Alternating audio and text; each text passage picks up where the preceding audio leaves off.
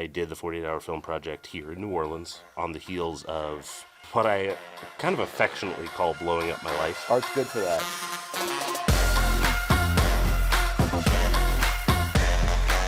Okay, guys, thanks for joining us on the Elation podcast today, where we enjoy exhilarating euphoria through creation and collaboration. Today we are with Matthew Eli Judd. How you doing, buddy? Doing great. Good. How are you? Absolutely good. Good to have you here. Nice to be here. We're talking about a bunch of stuff, getting to some film stuff, but let's just start off with the origin story. Where you from and where you grew up? I'm from Atlanta. Okay. Born and raised, and I have moved around. I went to grad school at Southern Miss in Hattiesburg. Lived in the New Orleans area in Metairie, and then up on the North Shore for probably about nine and a half years. Okay. Off and on. I keep bouncing back and forth between Atlanta and Louisiana. New Orleans. Yeah. What brought you to New Orleans in the first place? A girl. Okay. You know. Yeah. All right. Yeah. No, that's, and you know. It's a story. It happens. Chez la femme. Yeah. There's always. It originally came for a girl, and that didn't work. I had a career at this point here. I was working for a payroll software company. Gotcha. Up on the North Shore, and as I said, kind of bounced back and forth. So, and I live out in Atlanta now. So I got you. Well, so the girl didn't stick, but New Orleans did. yeah, Yeah. It's I've met a really large number of people that I really enjoy collaborating with here. Yeah. I don't really have much of a desire to live here anymore. Yeah. I come back all the time because there's just so many really talented, collaborative people here. Yeah, there's a lot of great people here. Mm-hmm. I feel like, because I was born and raised here, but I moved around a little bit as well. And when you move around, you really kind of understand how different people are here. You know, and how inviting and family oriented everybody is as far as, welcoming. Yeah, absolutely. It's definitely hard to get them out of your head. Well, so how did you start getting into filmmaking? So I got into filmmaking because, I've been an actor since I was in high school. Okay. Right. Mostly, sticking with theater for the most part. Okay. I would do the 48-hour film project as a hobby growing up when I was in high school and then undergrad and grad school. Doing like short films or? Little short 48-hour film projects, right. 4 to 7 minute films. And you make them in a weekend, and right. then you kind of move on with the rest of your life. Right. and that was about all I could really handle. Right. But it was back in 2021. I did the 48-hour film project here in New Orleans, and on the heels of what I kind of affectionately call blowing up my life. Art's good for that. Yeah. Well, so I had recently met a filmmaker named Carlos at a mixer for the 48-hour film project because I was trying to put together my team. And I had gone to the mixer. I was working for an acting modeling academy up on the North Shore called Creating You. And I was going out to try to find new students for that academy at the same time. So I was like, okay, 2 birds, 1 stone. Right. I'm all about killing as many birds with as few stones as possible. Right. And so I went out to this mixer, met this guy Carlos and his girlfriend Janet, and we kept talking. And then I'd go mingle and then come back and we'd talk some more. And I'd go mingle and I'd come back. And the third time, it was like, all right, we're vibing. We're doing this, right? Right. So joined the team. I brought on some other people that he'd met for the crew. And then I ended up quitting Creating You about 2 days before the 48-hour film project. And I remember this was kind of a moment that sort of changed my life, and I didn't know it at the time. Right. In a life that was already up in the air. Because I quit my job, I had no idea what I was doing next. I really didn't have any savings. Right. My lease was running out of my apartment. And I had left my career at the payroll software company that I knew I didn't want to go back to. Right. So I was like, I have no idea what I'm doing. You step into a mountain edge. You don't really know what's getting ready to happen. Yep. Yeah. And I remember I called Carlos.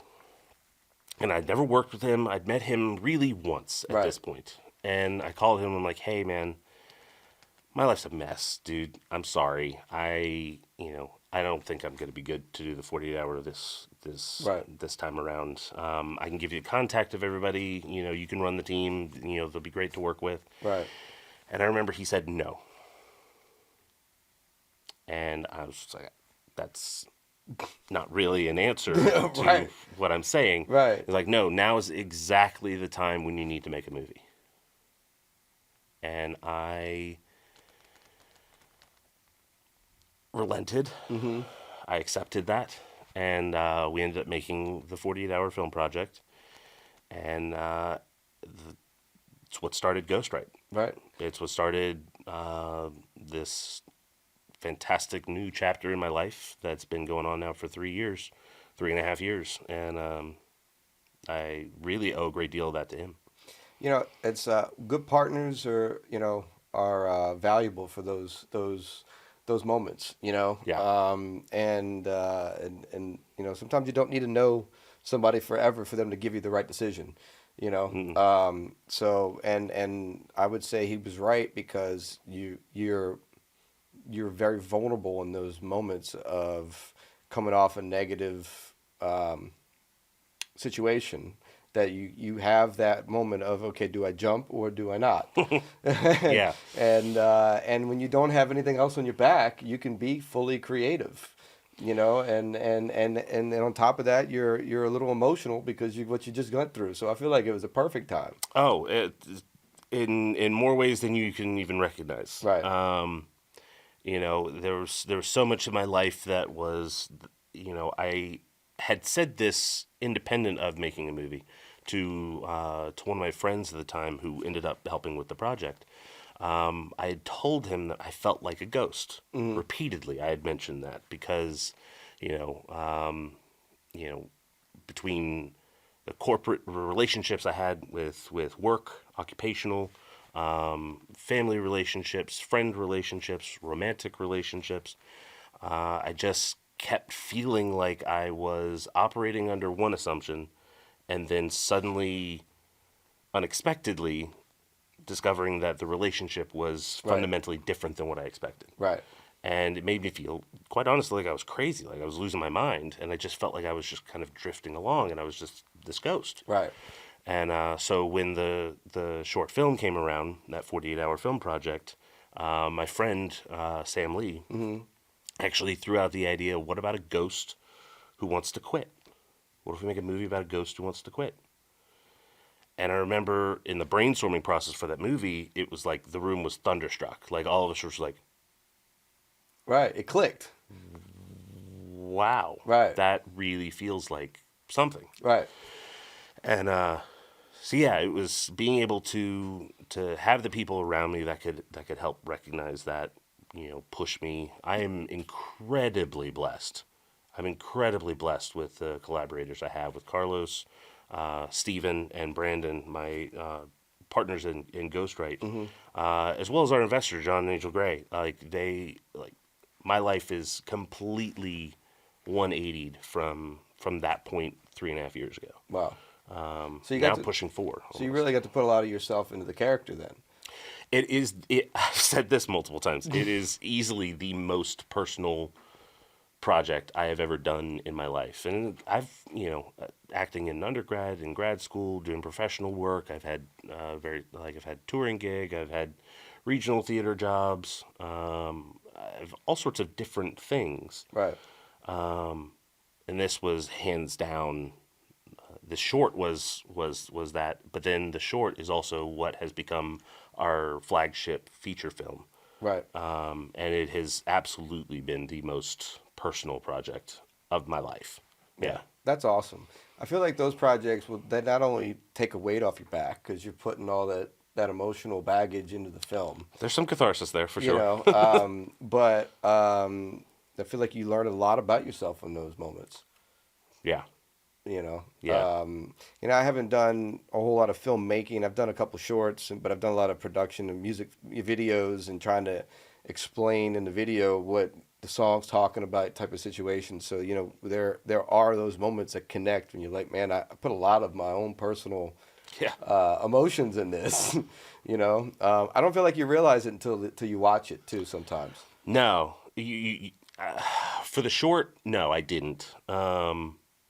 I remembered the short ended we were shooting up at Fontainebleau State Park at sunset, and the short film ends with my character Ben, who is a ghost who wanted to quit scaring humans in the afterlife. And it's a mockumentary, Right. so it's these ghosts. That's the corporate afterlife gig, Right. is scaring humans. Scared humans, right? And my character at the end decides that he's going to leave, that he's going to, to kind of run away. And there's the conceit that ghosts aren't allowed outside of their haunt after sunset. And so he's on the beach at Fontainebleau State Park at sunset. We're getting this shot, and it was sort of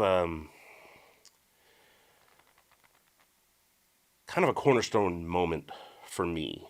I didn't know where it was going to lead me. Right. I didn't know it was going to become me becoming a filmmaker and partnering with Carlos and then Steven and Brandon down the road and all that. But it felt like where I was in my life. Like I was at the sunset. I was at the twilight of this chapter in my life. I was walking away from it. The lines I remember were, there's an adventure waiting for me. I don't know where it leads, but I think it's time for me to be scared. And great line. It was absolutely just it was great line. And actually, that's where the logo comes from. Is from the Carl, shot? yeah, Okay, gotcha. There was a BTS shot of Carlos. I'm sitting on the beach, and Carlos comes up and he puts his hand on his shoulder, and we're talking about something. And someone snapped a BTS photo, and with the sunset, in the background, it was sort of a kismet moment. Like it's one of those things that if we tried to engineer it, nope. Never would have worked. No. And if you were to write it in a movie, it would feel like, okay, this is this is a little far fetched. And I'm like, legitimately how it happened. Right. And those natural moments are there's a lot of beauty in it, but I think those are the moments that tell you that you're doing something right. That's exactly how we've described it. It's the moments where we feel like the spirits are guiding us. Correct. Right. Yep. We've in multiple settings found ourselves referring to the spirits or the ghosts. That are kind of.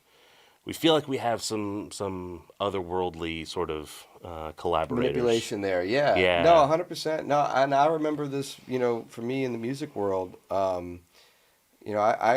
I became more spiritual than I ever was when I moved to LA, because I feel like those moments, and I was in a little bit of the same situation when I moved to LA. I knew I was doing music where I was in Florida, but my grandfather who had just passed was like the patriarch of the family, and him and I were very close. So like when he passed, my whole kind of family dynamic changed. I didn't really know where I was going next, because I was kind of in line to take over his real estate stuff and his hotels and some other stuff, and all of that was being sold at this point. So my life was like, all right, well, if that's not the direction, I'm gonna have to give myself 100% to music. So I moved to LA, didn't get an apartment. I got a studio and I lived in the lobby for 18 months, and I didn't have a car. I just did music every day, and it created a crazy ball of energy where I had, at one point I had 40 people in the studio that 10 of them were living there. Like I had met some of the most talented people in the world and crazy musicians, crazy artists, but a lot of them had bad living situations and things, and especially I'm from New Orleans. I don't go live in your car. Just come sleep here. Come crash here while we'll figure it out. And bring that Southern hospitality to LA. And don't get me wrong, I got overboard at one point, but I remember getting up out of, because I had one of those IKEA bunk beds where it's like a bunk bed and an office space underneath, and that was my life for 18 months. I remember getting up out of bed and looking over, and there's 10 people on the floor laid out, and I maybe knew 2 of them. I'm like, yeah, this is getting a little too much. Yeah. But in those moments, I feel like the world energy knows that you're giving everything to this, so it gives you a little bit back. it shows you, all right, you're on a path that I want you on, or like that this is your real moment, if that makes sense. So Yeah. so I feel like that made me a lot more spiritual to realize that, man, I feel there's somebody navigating this, because I could have never put some of the stuff that happened together. It would have never happened. Well, and I think a lot of it comes down to, and this is actually one of the main kind of themes of Afterlife Crisis, the film that we've got, is the idea of you can be fantastic and successful at doing all the things that you're supposed to do. Right. Right? You can spend all of your time and energy and life doing all the things you're supposed to be doing. Taking up after your father's business or Right. grandfather's business, or working at the corporate gig that I did for 5 years. Like Right. that was very much like I was good at that. Right. I became a manager very quickly. I was training people. I was helping with recruiting people. I was very good at the job. Right. And it meant nothing to me. Right. And I, at various points, would reach this idea of like, this is something that I'm really good at, but I don't care. Right. What is that? What kind of life is that? And brought a lot of that into this discussion about ghosts who have to scare humans. Like the character Ben is very good at scaring humans, but it doesn't fulfill him. Right. So he decides he's going to try to figure out how to fulfill himself. Correct. And even in the afterlife. And it's very much that idea is it's never too late to start living the life that you're supposed to live. Right. No, and break yourself out of the box. Yeah. Life has a way of building walls around you. Oh, yeah. Oh yeah. So that creative juice it isn't always a pool to dip into. It's not. It can be tough. And I was mentioning earlier today that, I'm not an individual artist. I know there are a lot of filmmakers out there that are that internal. They have that internal engine. Mm-hmm. They are the mechanism that makes a film come to life, and I'm not that. I feel like I'm a creative person. Right. I do feel like I'm an artist, but I feel like as an artist, the best work that I do is when I am in a truly collaborative situation. Put a team together. Yeah, which is what's made Ghostwright such a big part of my life. But what you did in the corporate world probably made you really good at that, putting a team together. Yeah, yeah. So applying that to your creative zone. That is one of the 'cause we break down internally. We have a very strong belief and faith that we mitigate our weaknesses and enhance each other's strengths. Right. I joke that I'm not a technical person at all. Right. Right. I don't have. I didn't go to film school. I could not tell you much about depth of field and aperture and things like that. Right. That's not my purview. Right. Carlos is a wizard with that. Right. And there are a lot of times when we're on set and we're filming something,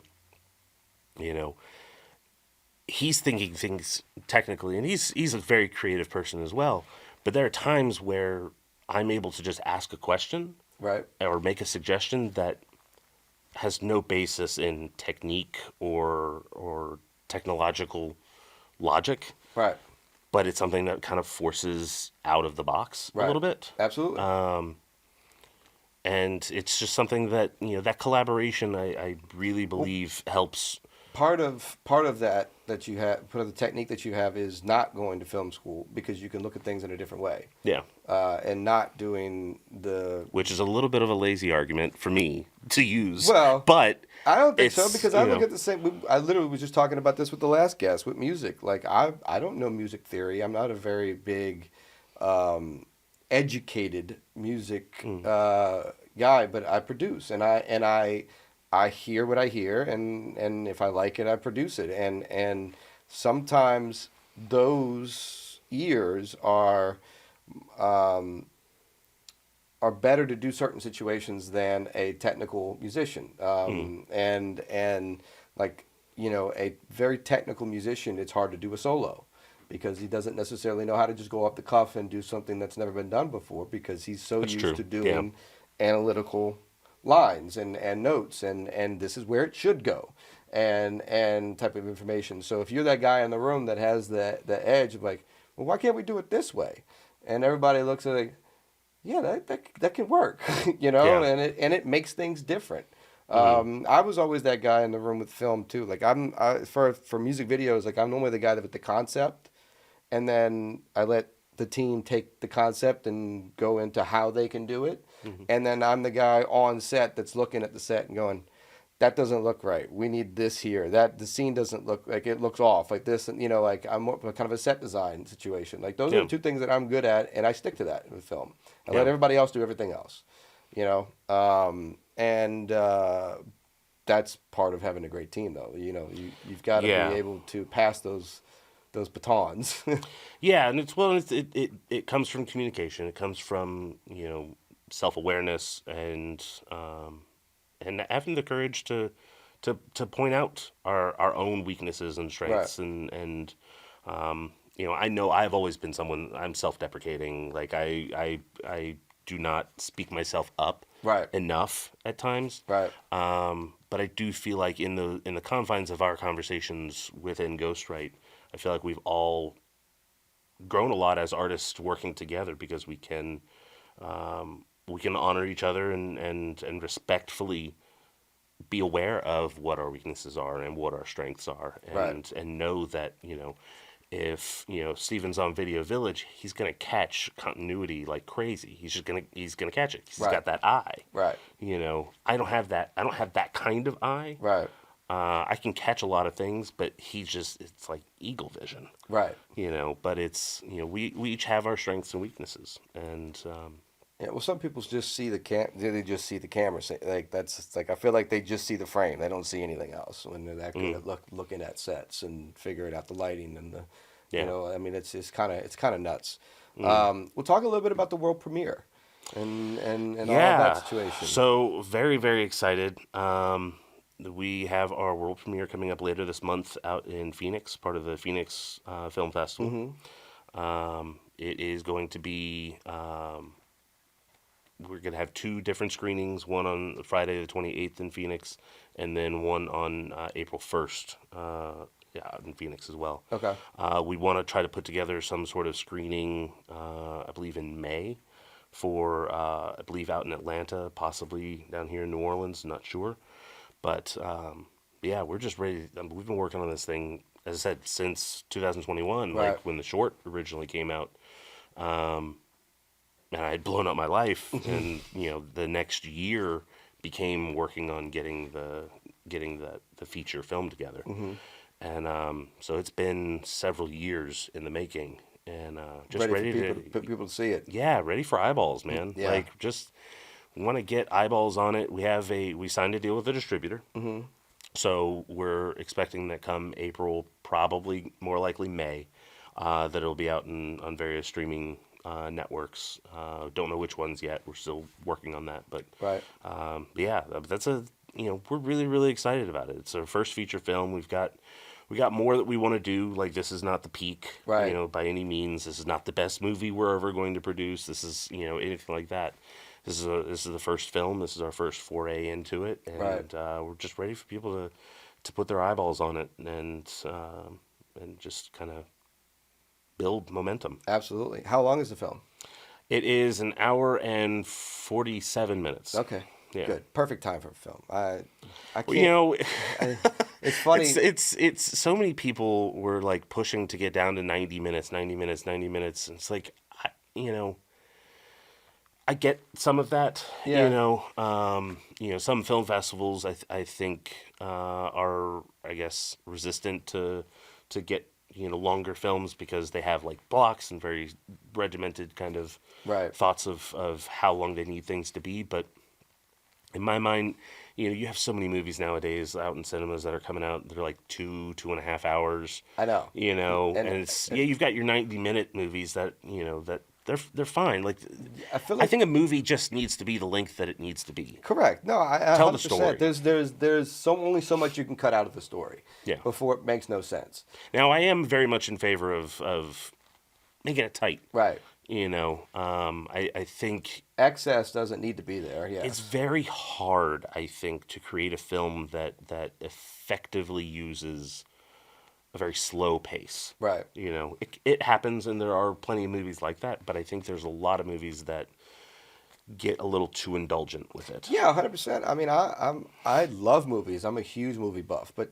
I can't sit for a 2.5, 3 hour movie like without getting bored at some point.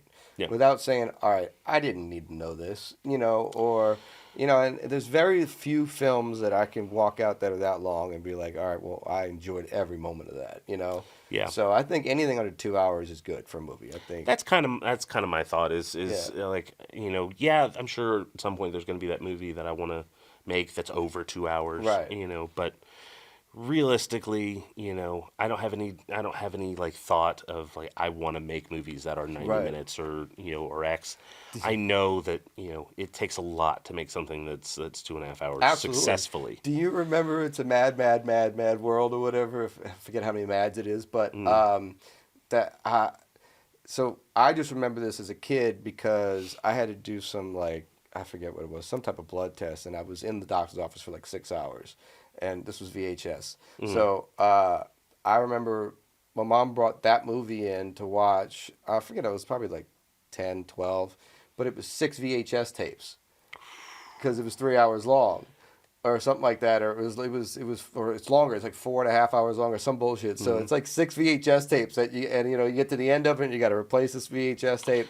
I think I remember Fiddler on the Roof was the movie that we had Okay. when I was a kid. That was 2 tapes. Right. And I have very strong feelings about Fiddler on the Roof for various non-logical reasons. But that's the one I can remember that was more than one VHS tape. Man, it just it was a lot. The double DVDs were one thing, but I just remember seeing it because it always made me laugh because it was at least 4. It may have been 6.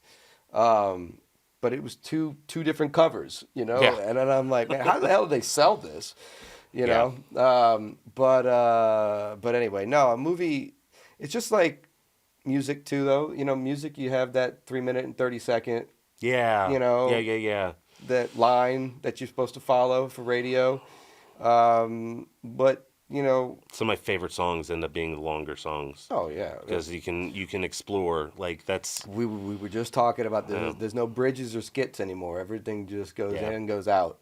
That change and that some were some of the most memorable parts of songs. That little bridge change. Or the skit after the song. It just gave so much personality. Why cut that out? yeah. But radio, I get it. I mean, I guess that's it's time, it's advertising, and they just went in and out. That's what it is. It is, but yeah, it's But some of those 90-minute movies, I feel that way to me. They feel like they were some of them do. cut Some of them feel in too that short. way. Yeah, so I have seen some movies that just feel like we didn't really get to sit with anything. Like what? You didn't tell me anything. Yeah. So hopefully We're still waiting for the Sopranos movie. Hopefully, Afterlife Crisis feels like the right time. That Right. ultimately, that for me is regardless of whatever the time is. Hopefully, it feels like the appropriate amount of time. Right.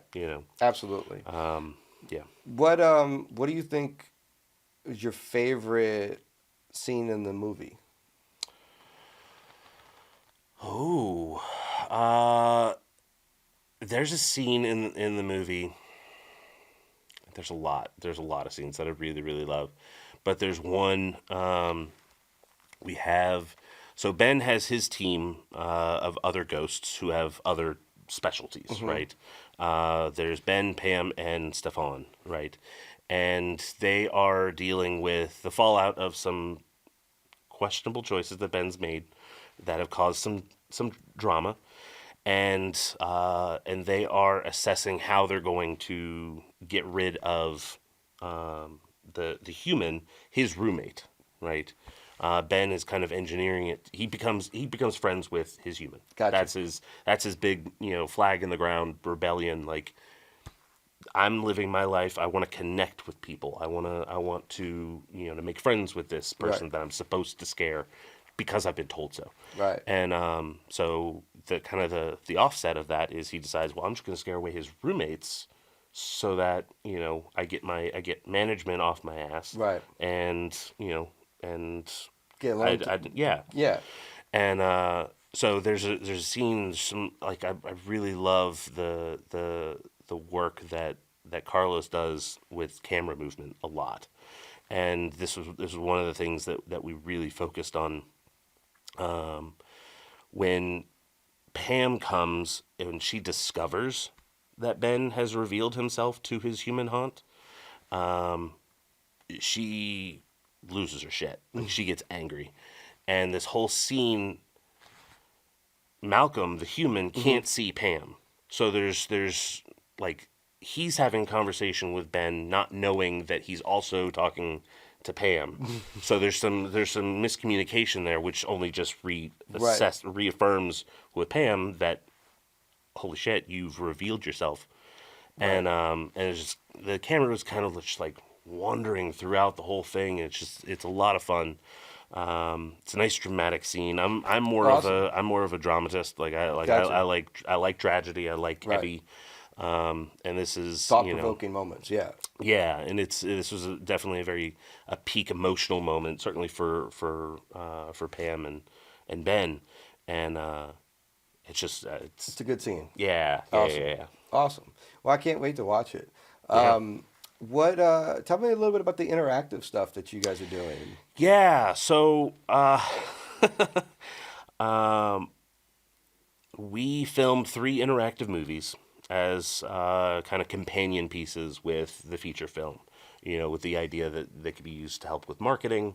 They're kind of short films that play sort of like a video game or choose your own adventure type of short, and it's all about scaring humans out of the house. Got you. Right.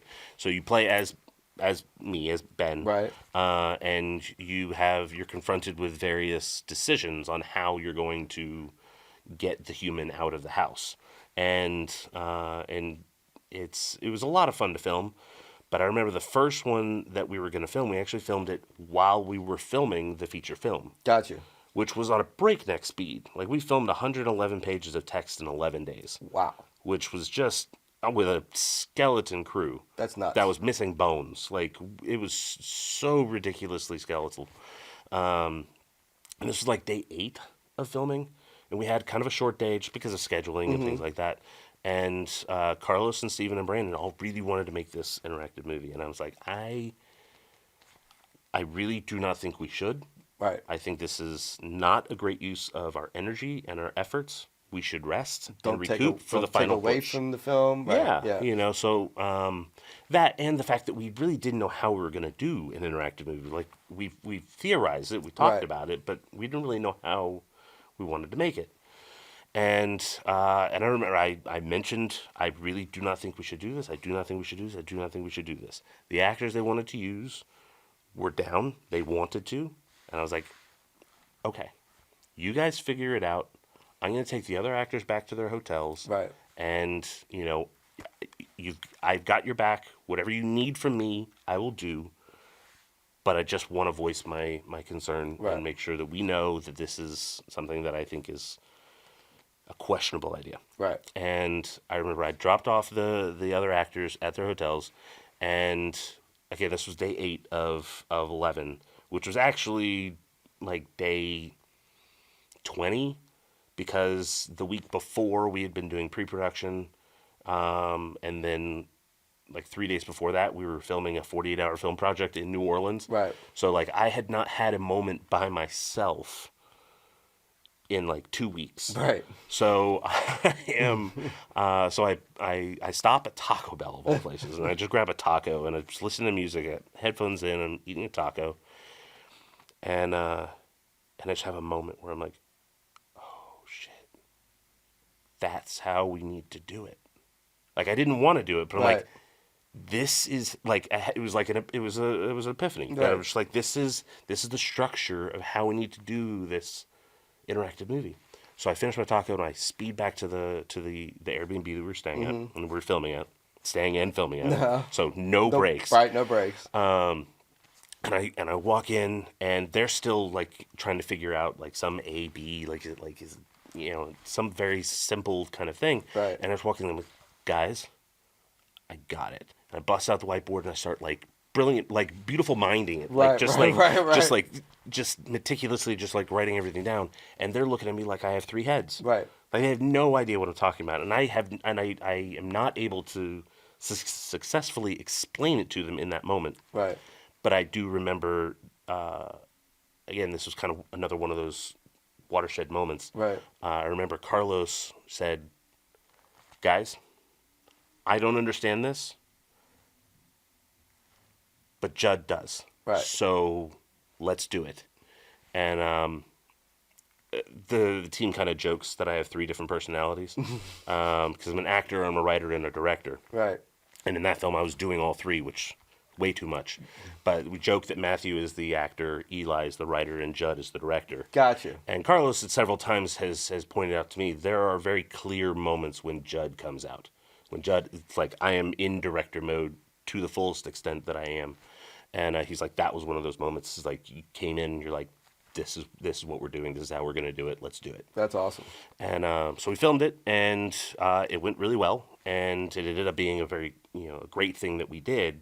But then we have subsequently done two more. So we've got three. And Well, when you do things, especially if it's all, if you're going to end up using it for marketing for that film that you're pushing, doing it all together kind of creates a glue.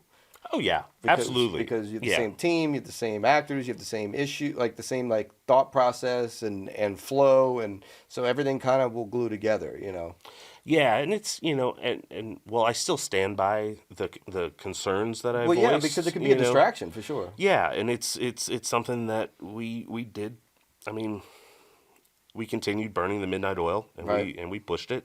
We were filming till 12 o'clock at night. Like it was way too long, but it also created enthusiasm Right. that I was not factoring into that calculation. Right. And so it worked out, but it's still something that is a reason why I say that it's I think I excel in a collaborative team. Right. Because They push I you. know I can be negative. Right. I can. That's Well, there has to be a devil's advocate. You have to that's bring it up. usually, yeah, that's usually the role that I play. Is, Yeah, was like, you got to bring it up, because if you don't talk about the elephant in the room, then, it might break the door down. Yeah, and my kind of thing is, if an idea can have holes poked in it, then we need to fix those holes before we just invest in it. Right. And if there is some negativity that I'm feeling, I try to voice it in a way that's not Eeyore. Right. That's not depressing and Right. woe is us, we can't do this, but Right. it's like, hey, let's address this. Like this, I feel like this is a valid concern. Can we? Right. Can we close this gap? Yeah, let's close this, and if we can close this, then yeah, let's do it because we Right. can. Right. But let's not get halfway through it and then realize the dam is breaking. Absolutely. 100%. Well, so what would you think your Mount Rushmore of filmmakers are? So I anguished over this question. I suspected you were going to ask this question, and I'll be honest. I am not as much of a cinephile as Carlos and Steven and Brandon are. They grew up like this is some manner of speaking. This is kind of their dream is Right. being a filmmaker. Right. So it's never my dream. Right. So I did not grow up watching. But you as have many movies. favorite movies that you I indulge do. in. Yeah. But There's got to be a style that you look at and you're like, Of man, course. I will watch every one of his movies. Yeah, and as I said, I anguished over it, Yeah. and then I actually called Brandon before I got here and was just like, "Hey, if we were trying to like put together a Mount Rushmore for Ghostwright, Mm-hmm. right?" And we were talking about that, and then he mentioned something, and I was like, "Oh, that answers that." Kind of crystallized everything. He mentioned filmmakers that he would want to work with, There you go. and I'm like, "Okay, that I can do." Okay. And so I feel very good about the answer now. But Edgar Wright is certainly probably the strongest influence on Ghostwright. Gotcha. When we first got together, we got his master class, and we all watched it. And like there've been kind of like fingerprints of Edgar Wright in all of our movies, all of our shorts, and everything. So Edgar Wright would definitely be one of them. And thinking about other filmmakers that I would like to work with, Martin McDonagh is one of them. I think he's the king of dark comedy. I don't think there's anyone else that does pitch black comedy like he does. I agree. And his balance of comedy and drama, that's what I strive for. Right. Right. I want to have, and Afterlife Crisis does not achieve that. Like, don't get me wrong. It is not that kind of like pitch black comedy. But Right. I love when the balance between comedy and drama is on such extremes. Right. In Bruges is one of my favorite movies, and it's dramatic and it is very dark. But I have to stop it routinely just to laugh. Right. But most comedians' lives are very dark. Oh yeah. You know. Oh yeah, for So sure. I feel like it's a very necessary part of comedy. Yeah. You know. Awesome. So keep going. So then another one was Matthew Vaughn. I'm a huge fan of Kingsman. I love Kingsman.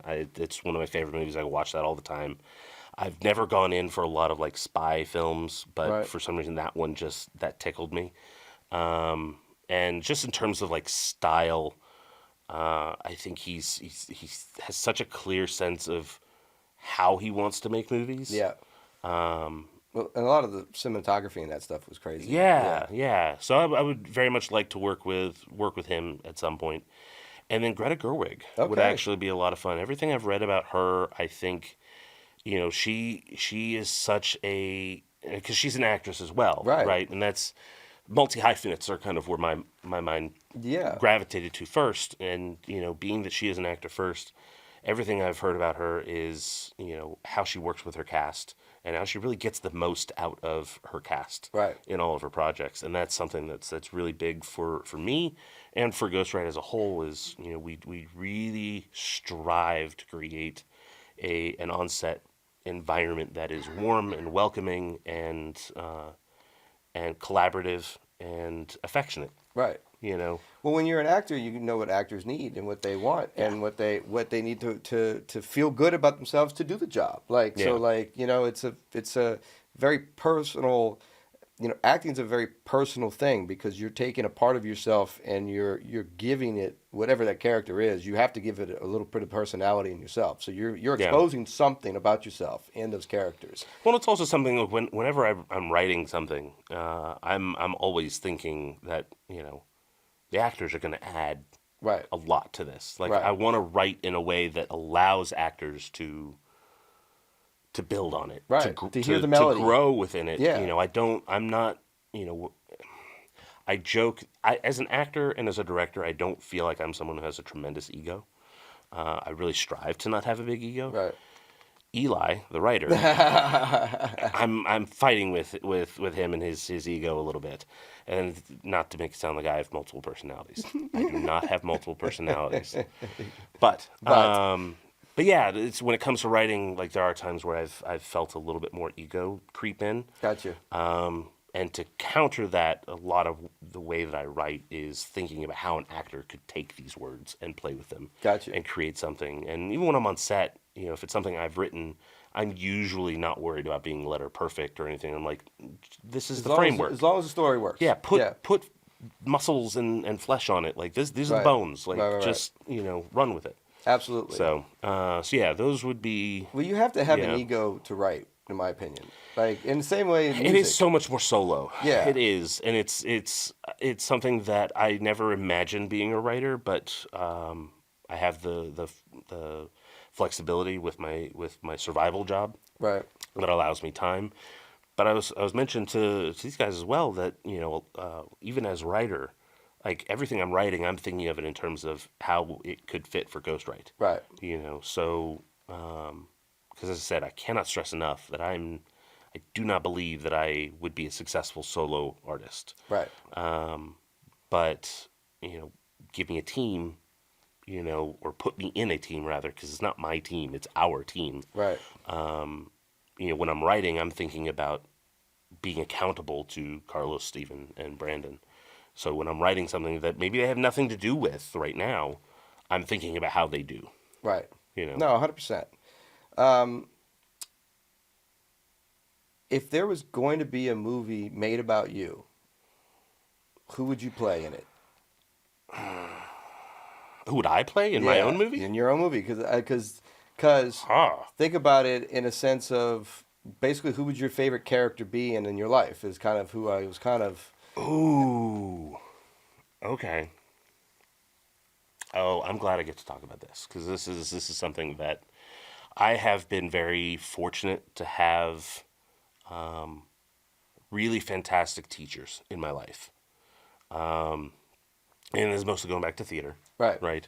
But I remember when I started undergrad, I very much had the idea when I went to undergrad. I went to Kennesaw State University in Georgia.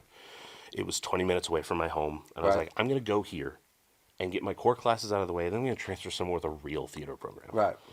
And I remember I signed up for a theater class anyway because I was just like, I might as well just keep acting. And I showed up the first day, and it was this dark room. There's windows, but there was like the lights weren't on, and everyone's sitting in like chairs that are around the perimeter of the room, like with spaces between them, and everyone's sitting there very, very quiet. And I remember I'm a freshman in college, and I'm not an extroverted person. Right. I was very, very shy. But I remember sitting there thinking, I'm like, we're actors theoretically. We should not be sitting like this. No. So I actually got up and turned the lights on and started like introducing everybody to each other and like playing like some sort of weird like extroverted version of myself. And I remember I'm standing in the middle of the room and I hear this voice behind me say, I see you've all met your new professor. And I turn around and it is the professor, Harrison Long. And I just felt like 3 inches tall. And I'm like, oh, I just made a fool of myself. Like, oh my God. Right. And I came to find out later that I did not make a fool of myself. I actually impressed him and stood out to him. And the first audition I went to, he tells the story. The way I remembered the story was I just was sticking around auditions, and like after I was done reading, I just didn't have anywhere to go, so I was just chilling. Right. And at the end of auditions, it was for As You Like It, Shakespeare, which I love Shakespeare, but I had never done Shakespeare at this point. And he had like all of the girls that were being held after for Rosalind. I was about to leave because it was like there's literally nothing else for me to do. The stage manager comes out and says, "Hey, you're Matthew, yeah?" And I'm like, "Yeah." He's like, do you mind reading with all these Rosalinds? I'm like, sure. I was called back for somebody else. I wasn't called back for Orlando, the character that I ended up reading for a bunch. Right. I read with every single one of them and then ended up getting cast in that role. And I remember I still had no idea who the character was. And so when I go up to the office to get my script, the administrator's like, "Oh, you're the guy. You're playing the guy." And I'm like, what do you mean? What do you mean? It's like, it's a romantic lead. You're playing Orlando and As You Like It. I'm like, oh. I didn't get called back for that. And they're like, well, and apparently Harrison tells it. He was stressed out. He couldn't, like, he'd had the other Orlandos read, and he was like, bring me Matthew. Gotcha. And that's not how I just saw thought it. I just happened to be in the right place at the right time. Right. And apparently it was something that, again, that moment had kind of stuck out in his mind. But for the 5 years that I was there, that's awesome. I was doing professional work while I was there, so I was kind of taking my time going through college because I ended up staying at Kennesaw the whole time because I realized, oh, this is exactly where I need to be because Harrison very much became my mentor. Right. So, long circuitous answer to your question. I feel like I would probably play Harrison in a biopic of my life. Awesome. Because that would be something that, in my life, I feel like he would be an important character in that. Because, like several other teachers I've had, he probably more significantly than anybody else has really shaped who I've become as an artist. Awesome. And gave me the confidence and ability to recognize my strengths and weaknesses as a performer. Well, good teachers will play a great role in your life, that's for sure. Bad teachers also. Bad teachers also. I've had several bad teachers. Yes, 100%. 100%. I think more Parents bad than definitely the good, best. actually. Yeah. But yeah, no, good teachers will stay with you forever. Well, what truly brings elation to you in your life? My boys. How old are they? No, my Oh, team. your teen boys. My team. Okay, all right. Yeah. When we are on set and we get to work together, and along with other people that we bring on as well, but I know it goes a long way towards creating that environment that I was talking about, wanting to create that really positive, welcoming environment. We genuinely just love each other. And we're always, high-fiving, giving hugs, like hyping each other up and supporting each other and pushing each other and challenging each other. And, and there's few times where I feel quite as like, just like jazzed up as when we're pulling something off Watching that the we wheel have work. no Yep. business being able to pull off, with just our sheer will and collaboration, and that is absolutely the moments when I feel the most like elation, enthusiasm, excitement, Awesome. Yeah, watching the clock fulfillment. work. Yeah, watching the clock work. You Yeah. know. Yeah, I hear you. I can definitely relate. Those moments when you feel like, okay, I'm supposed to be here because I'm looking around and I'm happy. That's the thing. Everybody around me's right. Everything's moving right. Everybody's doing their job. Like this, I have this was a lot of imposter syndrome. Yeah. And I don't feel bad for having that imposter syndrome. Right. I mean, again, Edgar Wright even talks about having imposter syndrome, and Right. he's a bona fide filmmaker. Yes, like, there's he no is. no doubt about that. Yes, but he still correct. has it, and I'm like, okay, that makes me feel like, all right, that's okay. Yeah. But I still have it. And in those moments, I don't. Right. And that is absolutely something that brings me a lot of enthusiasm. Awesome. Is those moments when I can look to Carlos or Steven or Brandon or anybody else that we're working with and recognize that, yeah, this is what I need to be doing. Absolutely. Well, that's awesome. Well, is there a place that we could see your film, the short? So we do have a YouTube channel, Okay. where we have some of our shorts, and I think we have a couple in the vault that we need to release. We really just need to let them out there, let people see them. It's not like we're doing anything. We're not, Right. it Doesn't do any good in the computer. There's some shorts that we're still trying to submit to some festivals, but that costs so much money. It's not really like with everything else we have going on, it's sort of an afterthought. Right. But we do have a YouTube channel. You can find us just by looking up Ghostwright Media. Okay. And Wright is spelled WRIGHT. A lot of people just think it's Yeah. something else. We're stubborn and obstinate and want to spell it our own way. Right. Thank That's you very it. much. Absolutely. Being an artist. But you can find it on YouTube there. Okay. As far as Afterlife Crisis, that is something that is, as I said, it's going to be on streaming soon. Again, we're hoping May. Okay. If any of the viewers want to give us a follow on YouTube, we'll certainly put information out there. We're also on socials, Instagram, things like that. You can find all of us under Ghostwright Media. It's the same thing. It's Perfect. Because it's spelled uniquely. You can find it. You can uniquely. find it easy if you spell it right. Yeah. If you spell it right, yeah. Yes. But when in doubt, it's got this logo. There you so go. it should be easy to find. All right. Well, off into the sunset you go, huh? Yeah, because there's an adventure out there. We're on it, and it is scary. Yeah. But but it's for the best. We're excited to take the journey with you and can't wait to see it. Can't wait Excellent. to see the film. So thanks for joining us today. I appreciate it. Thanks for having me. Absolutely. And thank you guys for joining us. If you don't like or subscribe the Elation podcast page yet, please do. And see you soon.